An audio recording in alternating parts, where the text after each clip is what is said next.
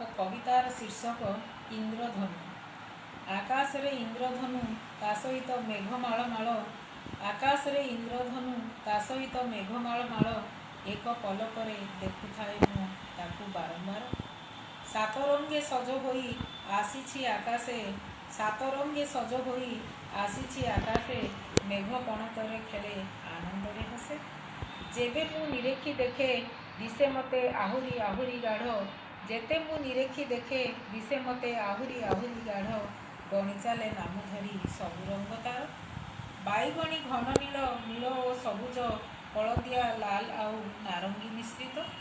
ଆକାଶର ଅଗଣାରେ କିଛିଟା ସମୟ ପାଇଁ, ଆକାଶର ଅଗଣାରେ କିଛିଟା ସମୟ ପାଇଁ ଆସି ପୁଣି ଲୁଚିଗଲା, ଖୋଜି ମୁଁ ପାଇଲି ନାହିଁ।